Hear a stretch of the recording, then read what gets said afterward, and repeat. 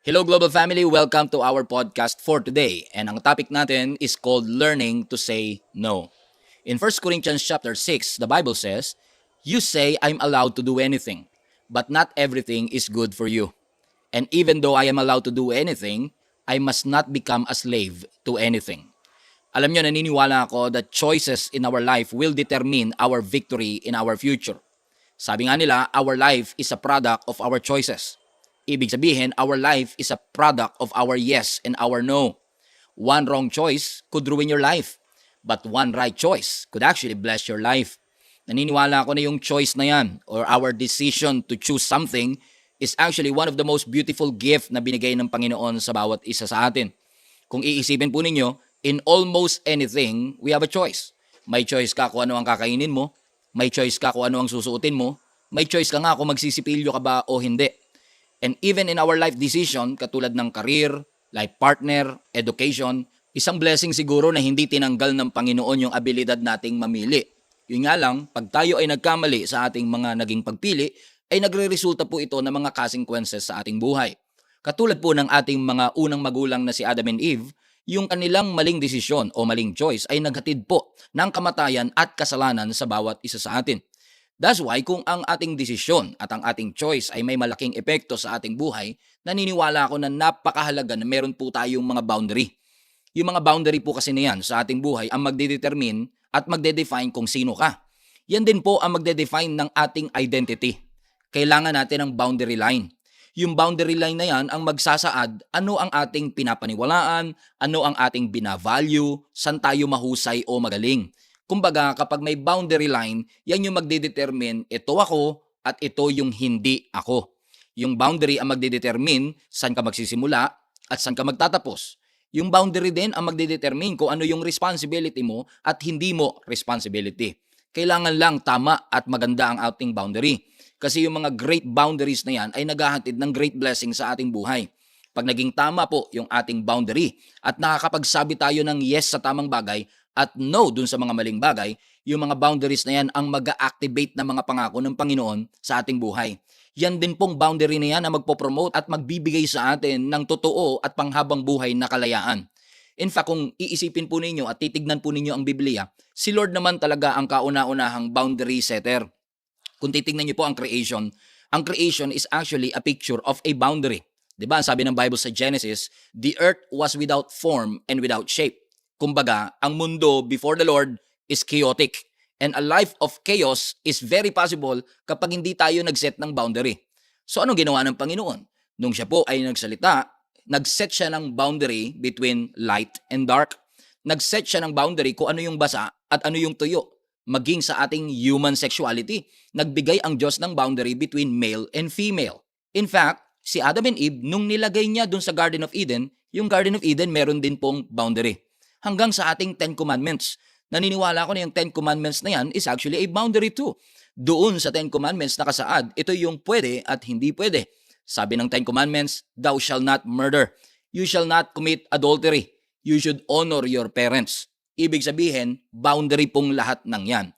And even God, in essence, if you think about it, is actually put some boundary on Himself nung binigyan niya po tayo ng free will.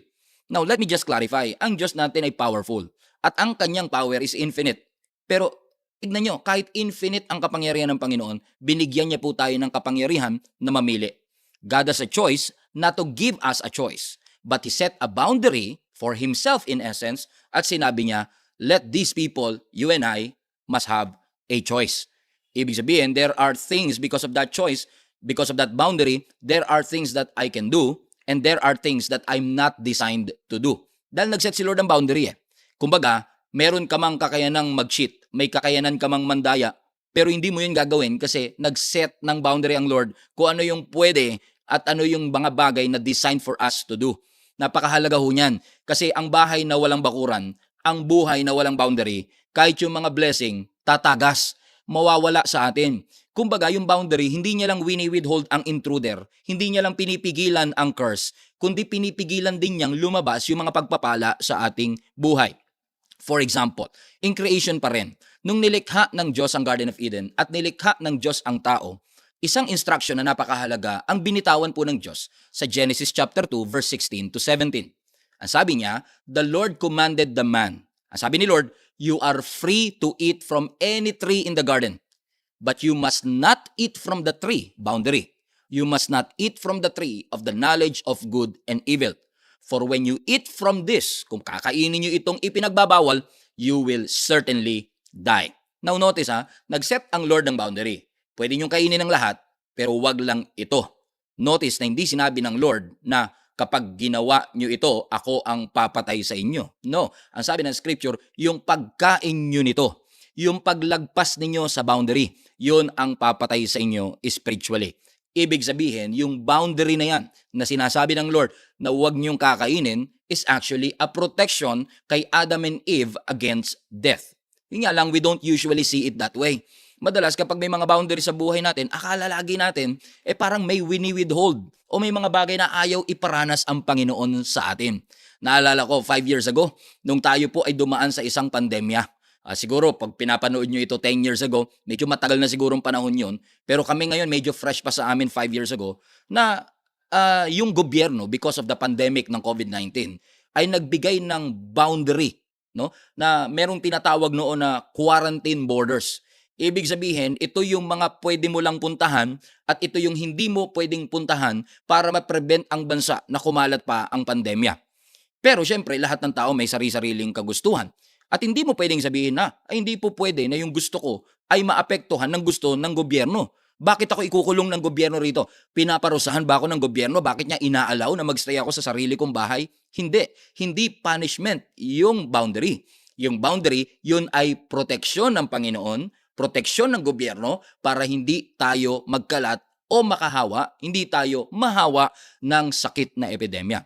So napakahalaga po ng boundary sa ating buhay. In fact, itong concept na ito ng text natin ay ineko ni Apostle Paul sa 1 Corinthians chapter 6 verse 12. Ulitin-uli natin yung text. Ang sabi ni Apostle Paul, I am allowed to do all things. Pag sinabi mong you're allowed to do all things, ibig sabihin yan, everything is permissible. Pero dinugtungan niya. Lahat permissible but not everything is good for you. Even though you are allowed to do it, ang sinasabi ni Apostle Paul, it's hard to stop when I know I should. I must not become a slave to anything. So ibig sabihin, alam ni Apostle Paul, maaaring sabihin ng taong, pwede ko yang gawin. At maaaring sabihin mo talaga, pwede naman talaga, pero makakabuti nga ba talaga sa atin? So kung kailangan ng boundary sa ating buhay for us to determine what choice to make, ang tanong, ako ba dapat ang magsiset ng boundary? O ikaw ba dapat ang magsiset ng boundary? No, the Bible is very, very clear to us na ang nagdidetermine ng boundary is God Himself. Ulitin ko lang, life boundaries are necessary. Importanteng may mga boundary tayo kasi yung mga choices natin ay may potential na maghatid ng kaligayahan o kalungkutan sa ating mga buhay. So instead of asking, pwede ko bang gawin to? Pwede ko bang gawin yan? Ang sabi ni Apostle Paul, pwede naman siguro, pero hindi lahat beneficial. Kung titignan nyo ang 1 Corinthians parang corrective letter yan. Isinulat po yung buong 1 Corinthians na yan, parang in essence, i-correct ang ating behavior at maging yung ating doctrine. Nga sinasabi ni Apostle Paul, pwedeng sinasabi ninyong mga taga-Korinto na pwede nyong gawin ang lahat. Pero ang tanong, wise bang gawin yung mga bagay na ito? Kasi hindi porket naisip ninyo. Hindi lahat ng idea ay ideal. Hindi porket naisip natin, parang gusto kong gawin to. Ang tanong, ideal ba yan? Yan ba ay inalaw ng Panginoon na magawa mo at design ka ba dyan? Is it wise? Is it beneficial? Is it profitable to you? May mga bagay ho kasi na hindi kasalanan pero posibleng nagli-lead sa kasalanan.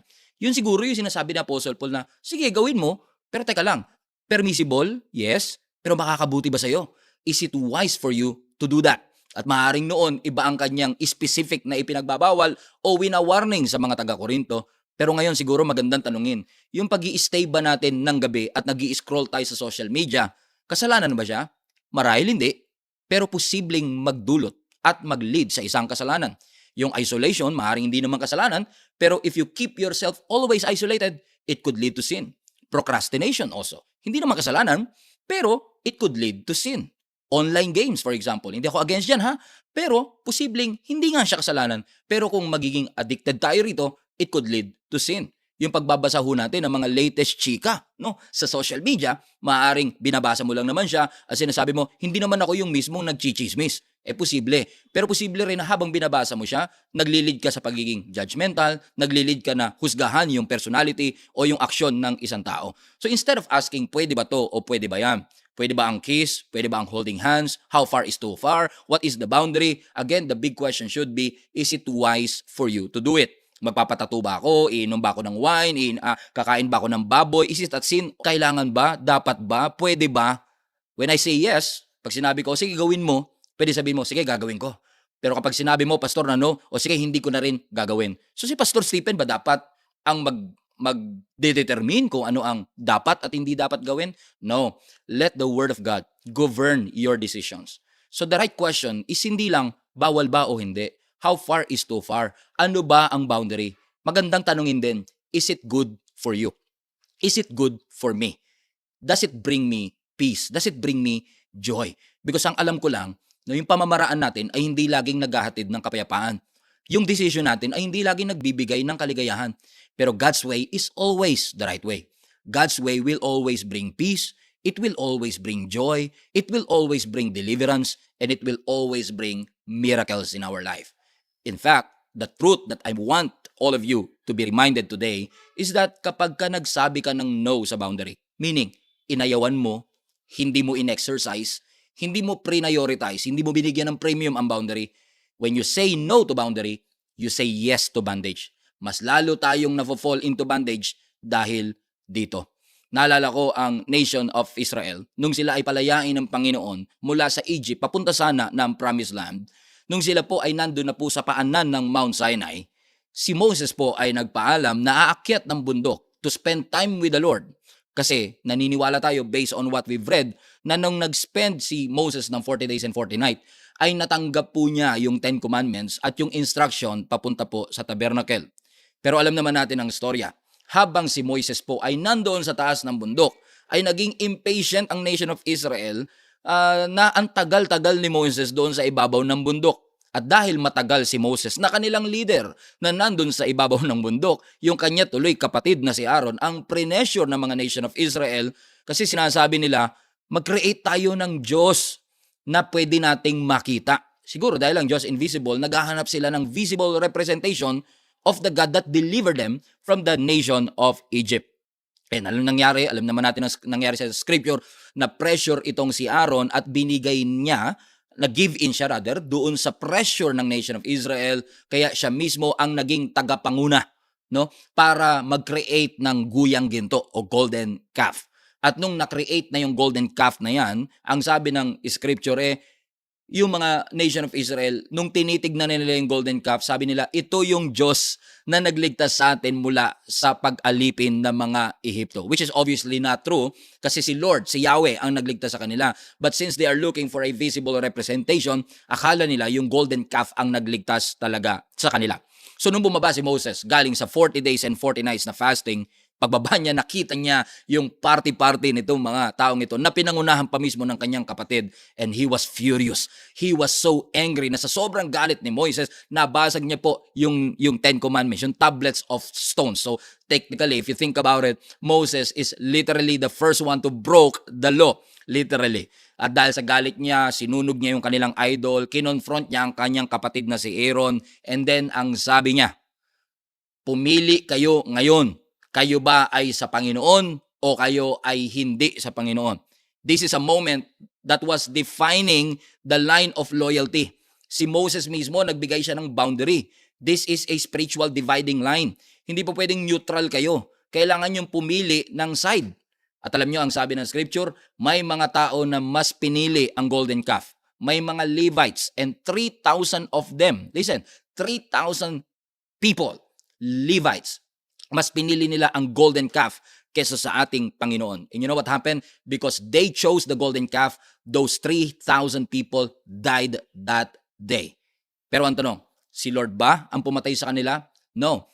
Their death was self-inflicted. Dahil sa kanilang desisyon to choose the golden calf, yun ang naging consequences ng kanilang pagkamatay. Which I find it fascinating that day, 3,000 people died when the law was given by the Lord. Pero we all probably know the story of what happened in the New Testament. No, ang ating Panginoon ay muling nabuhay and Peter, preached the very first preaching. You remember that? In the very first Sunday service, ang sabi ng Bible, because Peter spoke, 3,000 people got saved. Now notice, nung bumaba ang law, 3,000 people died. Pero nung bumaba ang Holy Spirit doon sa pamamagitan ng preaching ni Peter, 3,000 people got saved. Because they made a choice, they died as a consequence of that choice. So ang tanong, if we will make a choice, yung choice po ba natin, yung boundary na ating isiset, yan po ba ay makakatulong para magampanan po natin ang purpose ng Panginoon sa ating buhay? Hindi naman po kasi po pwedeng walang boundary. Kaya ang sabi po ni Moses, kailangan yung pumili. Kayo ba ay sa Diyos o kayo ay dito sa guyang ginto? Kasi alam niyo po, yung buhay na walang boundary, para kanyang tumalon at nag-skydiving na wala kang parachute. O hindi po pwede. Kailangan magkaroon ka ng desisyon mismo na ikaw pipiliin mo na hindi lang maglingkod, kundi piliin talaga ang Panginoon. We cannot neglect setting a boundary for our life. Ang sabi po mismo ng Proverbs chapter 13 verse 18, the one who neglects discipline. Kumaga kung wala kang disiplina, kung wala kang pipiliing boundary, you will end up in poverty and you will end up in shame. So let me ask you again a question. No, tayo po ba ay magsiset ng boundary to choose the right thing? How? Let the Word of God govern your choice. Let the Word of God govern your decision. Maging sa mga taong sasamahan mo, papanoorin mo, papakinggan mo, no? Kailangan maging mapili po tayo dito. Make boundaries about your association. Hindi po kasi ako ang makakapili kung sino yung inner circle na makakabuti para sa iyo. So let me ask you a question. Friendly advice lang naman. Sino ang mga counselor sa iyong buhay? Sino-sino ang mga inner circle ng buhay mo? Sino yung mga taong tinatanong mo kung kamusta ka na at nagtatanong sa iyo, kamusta ka na? Kamusta devotion mo? Mga taong magsasabing hindi na tama yan. Are you surrounded with people that will help you discover and will help you find your purpose? Pastor, pinapasaya niya ako eh. Posible naman talagang masaya kayo. Pero ang tanong, tinutulungan ka ba niya sa purpose mo? Kasi hindi naman tayo papayag na para lang tayong naglalaro sa theme park, sumasakay tayo sa Ferris wheel, masaya tayo pero wala tayong napuntahan. Tumatakbo sa treadmill, napagod pero wala kayong napuntahan. We must set a boundary. Kasi ang tunay na taong nakakaranas ng kapayapaan at kalayaan, yun yung mga taong may magandang boundary sa kanilang buhay. In fact, parang kung iisipin mo, teka lang, kalayaan pero may boundary? Parang ang gulo tignan, ang gulo pakinggan. Pero sa totoo lang po, yung tunay na kalayaan, yan yung dapat nagbibigay sa'yo ng abilidad para magsabi ng no. Kasi kung hindi mo kaya magsabi ng no, hindi ka talaga malaya. 'Di ba? If you cannot say no, alipin ka. 'Di ba? So, kailangan kahit malaya ka, may kalayaan ka ding magsabi ng no. Hindi ka lang yes ng yes sa lahat ng bagay. At kapag marunong ka magsabi ng no, nagde-define ka ng boundary sa iyong buhay. Alam niyo mga Christians, unfortunately, especially tayo mga Kristiyano, we struggle with boundaries in our lives. In fact, pakiramdam ko meron tayong mga boundary issue. Pakiramdam ko meron tayong mga boundary problems. At kung iisipin ninyo, I don't want to sound judgmental, pero kung iisipin ninyo, buti pa nga yung bakuran may boundary. Pero minsan ang buhay natin wala. No? Buti pa nga yung kamay natin. Minsan, hugas tayo ng hugas, nilalagyan pa natin yan ng sanitizer, pero posibleng ang puso natin ang gigitata na kasi hindi natin hinahayaan na ang Diyos ang magbigay sa atin ng maganda. Kumbaga, parang iset natin yung boundary para ang Diyos makagawa talaga sa ating buhay. Gusto kong i-encourage kayo, don't just make a decision. Make a quality decision. Kung ang ating Panginoong Yesus mismo ay marunong magsabi ng no sa abuse, sa injustice, sabi niya, no sa entitlement, no sa pride, no sa manipulation. We must also, as a Christian, as a sons and daughters of God, we must learn to say no. Ang mga routine natin na pangit, ang mga patterns natin na pangit, alam niyo po, kaya nag-i-exist madalas yan, is because we don't set boundaries for ourselves. And because we don't set boundaries for ourselves, we became trapped, dun sa ating vicious and unproductive cycle. We must set a boundary. Maging sa oras natin, you must set a boundary for work, for your family, set boundaries on your thoughts, sa katawan mo, sa relationship in your life, At kapag nag-set ka ng boundary, syempre, matututo ka talagang magsabi ng no sa maraming bagay at magno-no ka sa ibang tao. Pero minsan, pag nagsiset ka ng boundary, may mga taong hindi magugustuhan yung boundary mo, may mga taong i-judge yung boundary mo, may mga taong magiging critical because of your boundary, pero your purpose is accomplished outside your comfort zone. Kung hindi mo gagawin itong bagay na ito early on in your life, posible itong magdulot ng mas malaking problema in the future. I know, mahirap mag-set ng boundary. May mga pinapagawa ang Diyos sa iyo na hindi mo gusto. May mga pagtawag ang Diyos sa atin na parang pakiramdam mo unrealistic. Tatawagin kanyang mag-preach pero bulol ka. Tatawagin kanyang mag-lead pero mahiyain ka. Parang Lord, unrealistic po yata yon. At minsan uutusan ka ng Panginoon na gawin ang isang bagay na pakiramdam mo imposibleng gawin. Your flesh will try to tell you, you cannot do it. But kahit hindi mo gustong gawin, kahit unrealistic, kahit pakaramdam mo hindi mo kaya, napansin nyo ba that there is something inside of you that will enable you to do these things? Bakit? Yun ang design talaga ng Panginoon sa iyo. So ibig ko sabihin, hindi lahat ng gusto at ibig ng iyong puso, yun ang iyong gagawin. Hindi lahat ng gustong sundin ng iyong puso, susundin mo. You don't have to say yes to every opportunity. We must learn to say no. Learn to say no. Maraming pong salamat for today and I hope na marami po kayong napulot. Please do not forget to like, share, and subscribe. Maraming pong salamat. See you again in the next podcast.